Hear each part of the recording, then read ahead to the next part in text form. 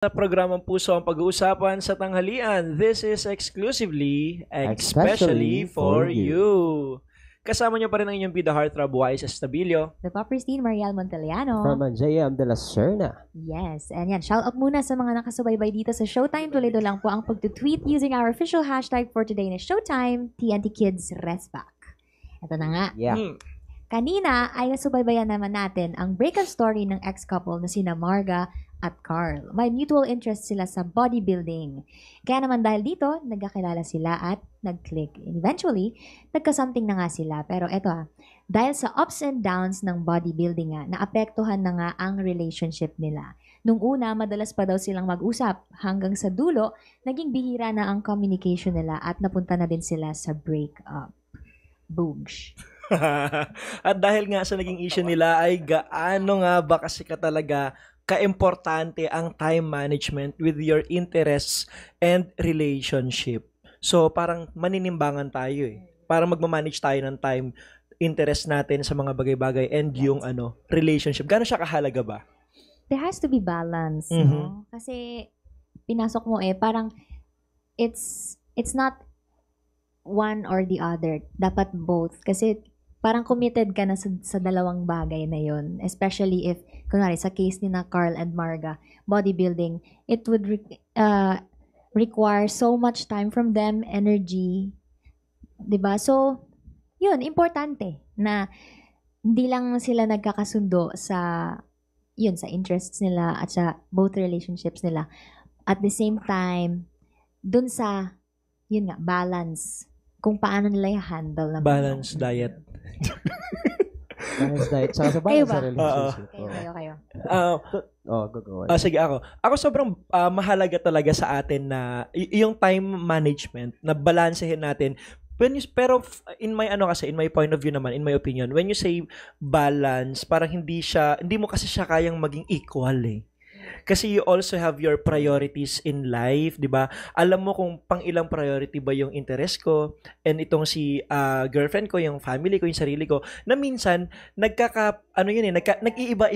Oo, hindi talaga siya fix na ganun kasi hindi ba lalo na kapag nasa relationship ka. Pero mas mahalaga talaga, importante talaga na alam din natin kung paano natin i-manage yung time natin o i-weigh natin yung time natin na kapag kulang na ako ng time na ipapakita doon sa girlfriend ko, I think it's time naman na medyo babaan ko yung ibang bagay and then ibigay ko naman sa kanya kasi deserve naman niya yun. Pumasok ka sa relationship, nag-commit ka, so dapat kahit na paano talaga ay ibigay mo rin kung ano yung nararapat para doon. Gusto ko yan. Gusto ko yung balance does not mean equality. Kalain mo yun, balancing the ecosystem. Ikaw, JM.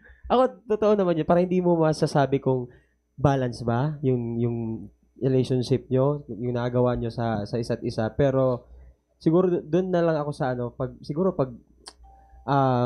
pag nagkulang ka, kailangan mo bumawi. Yung ganoon, pag sumobra ka naman, kailangan mo mag-adjust. Hello. Ayan. Hello, hi there. Katulad nito. So ayun. Hindi mo masabi kung balance ba yung relationship. Yan. No? Pero nabanggit mo din na JM na parang kapag nagkulang ka, bumawi ka, what if hindi niya napapansin na nagkukulang na siya? Or hindi mo napapansin sa sarili mo na nagkukulang ka na and then sinabihan ka niya na nagkukulang ka na tapos hindi mo yun matanggap. Hanggang saan? Mali mo na yun. Diba? Oo. Parang nasa sayo na yun. Dapat, pero sinabihan ka na kasi, diba?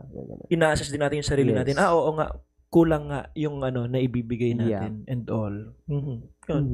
Eto. Sa tingin niyo ba, ano ang mas mag-work? Yung kasama mo yung partner mo sa hobby or interest mo or yung may hiwalay kayong interests? Good question. Ako, para sa akin, maganda na merong isang bagay, yung common denominator kayo. Maganda yon. Pero maganda rin na meron kayong sariling ginagawa para hindi rin naman boring na yun at yun na lang yung napagkukwentuhan nyo. At may masishare pa kayo na iba dun sa jowa nyo. Diba? Kunyari, ako mahilig ako magluto, tapos siya hindi. O di ma-share ko yung skills ko sa pagluluto and then kung ano man yung pwede niyang i-share sa akin para at least kahit na paano may spice yung relationship. May nadidiscover pa kayo sa isa't isa. Spice Estabilio. Pabenta ka doon ha, may entry ka. Okay. Ikaw, JM. sakto yung sinabi ni Moise. Kasi, di ba, mas okay yung may hindi siya, hindi naman sa alam na ginagawa mo. Parang may bago siyang malalaman na sa'yo, yung di-discover, di ba? Parang, alam niya palang gawin to, ganyan. So, parang mas na-amaze siya. Tapos, ayun, mas okay yun. For me. Mas nakakapogi, nakakaganda lalo, na parang gano'n. Yep. Ikaw ba? Ako same thoughts lang din. Parang, tsaka gusto ko i-emphasize yung sinabi ni Ate Vice kanina na about intimacy. Alam mo yung being present lang? Yes. You don't necessarily do the same things, pero nandun kayo. Kunwari, ikaw nagbabasa ka ng libro, siya nag-computer games, pero nandun kayo.